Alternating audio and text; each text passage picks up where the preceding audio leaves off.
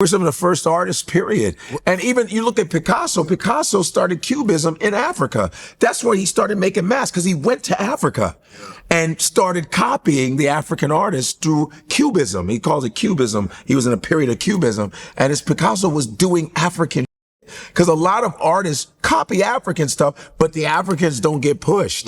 Because the art world is a little bit, they're a little separatist there, you know? And there's some Africans murdering the game on levels. I mean, man. No. I can feel it. I follow them on, and I keep in touch with some of them. I'm trying to get them on our show.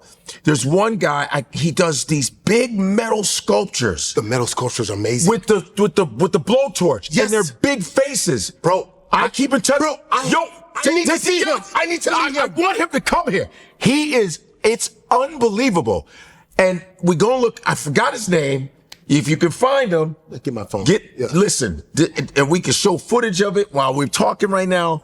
And there's the dude who painted the Obamas, that guy too. Yep. He painted, remember the one where they're sitting? There's so many of them that do these, there's these African artists that paint the pictures of, like, you know, people crying or with the water, when they have water on their faces, and they paint the water, a person with water dripping on, and it looks like an actual photo. There's so many African artists that need to be exposed. And it's coming, it's slowly coming. And they're like, when I tell you it's super, super art, you know how you go to a contemporary art museum and it's bull. I mean, some of this contemporary art be making my itch. I be like this. Like, can I get that water bottle right there? Let me get a water bottle. This is contemporary art museums. It'd be just this with a rope around it. You'd be like, what the hell is this?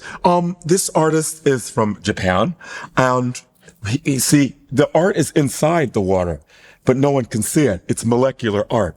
I'm like, get the hell out of here. I paid $35 to come and see a bottle of water. You know, I will tell you, speaking of bottles, my wife and I saw a piece of work. It was the most incredible art you will ever see. Okay. Took all of the trash that you'll see just kind of scattered around. Right. And then built it into this beautiful artwork. And you're going, I would totally put that in my office. See, that is that's art. Yeah. I'm not, listen, art, people could say art is subjective, but then there's art that's just dumb. You know what I mean? I love when people go, subjectivity. This water bottle and this rope is bullshit. You know what I'm saying? I want art where you work, you know, you work it from something, sculptors and pottery, you know, you know what I'm saying? Right. It's like, it's when they do comedy, they go, but it's subject. No, there's just comics, my friend. They're just terrible comedians. And there's comedians that are funny, have different styles, but there's just comics too. I hate that subjectivity for mediocrity. That's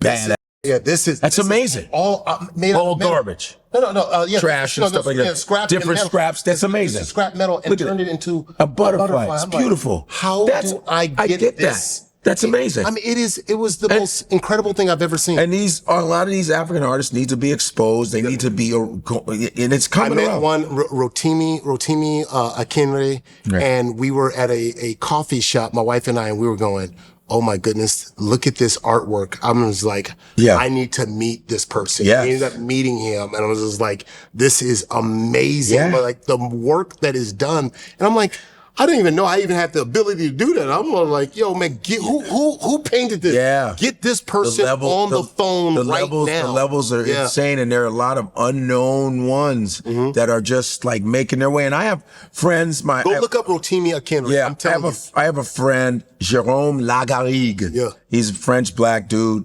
He's been painting for a long time. He's finally getting his recognition. He used to paint big pictures of boxers. That was his thing. And I bought one of his paintings for like $700, like when he was first starting. It was two boxers like duck, and it's like a dope. And I said, I want to buy that. He goes, that's whack. I go, to me, I can't do that. And I bought it. I said, let me just get it. I want to buy it. I want to patronize you. And this was 2000. How much is it worth now? I don't know yet, because he's doing really well now. And I was around him when he was still struggling, because there was some racism in a lot of these art, you know, he was going through that. You're black. It never stops. But he's coming into his own. And I go, I bought one of your first paintings. He goes, I know. So who knows? It's in storage, but it's too, I'm going to look, but he's another guy that I see a guy like him. And I always wonder, are these African artists going through the same thing? You know what I mean? Because they're doing. Trying to find it's a great discussion in being able to bring out African. I would love to do that and have it on the show so we get to hear their story. Because to see 5 or 6 floors, I mean, bro, like when I say 5, 6 floors, story high of all this beautiful. I mean, it's got to be $1 billion worth of art. Yeah, it's sick, man. It's just phenomenal work stuff. So that was cool. That was cool to be able to see that. So today we're getting ready to go to a new state. So we're in Lagos State. Now we're getting ready to go to Ogun State. There are 36 states in Nigeria. I just learned that. And we're getting ready to go see Olumo Rock. It's not been there. I'm just now finding out that we got to take a hike. So I got to switch out my shoes because this ain't going to work. My kids have no idea that they're about to do some like real hiking. So this is going to be interesting because we're not dressed for it. And I think with the drive, the kids will get to see a little bit more of Nigeria. The whole plan is for them just to see as much of Nigeria as they can.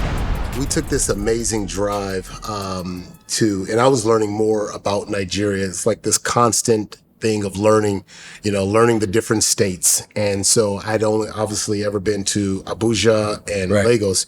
So we traveled to Ogun State rather, and went to Abeokuta. And my grandfather, I believe, my great-grandfather or grandfather, that's where they started from before they came to Lagos.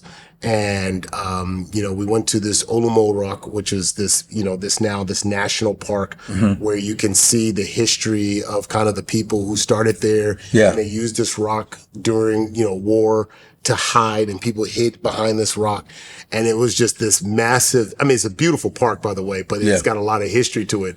And, my kids didn't necessarily care for it because they were still trying to understand the English through the Nigerian accent. But it was so hot, and it was this massive climb to take these long stairs. You guys must have been miserable. There's this like heat climbing. I can't quite understand what's being said. So I was trying to. They're just sitting there like, Can we go back to the car? And it was a long drive. But it was African stuff is never easy. It's always long. Yeah. Always like, especially in Nigeria, like, where are we going? Oh, hell. But you have to go through it. You think about the people that lived there that had to do that. You know what I'm saying? So that's why I'm like, yo, I ain't complaining about nothing. Yeah.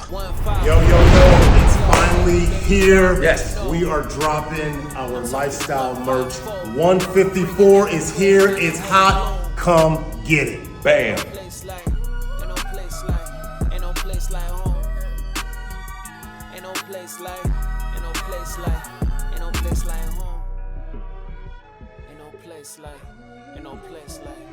place like home.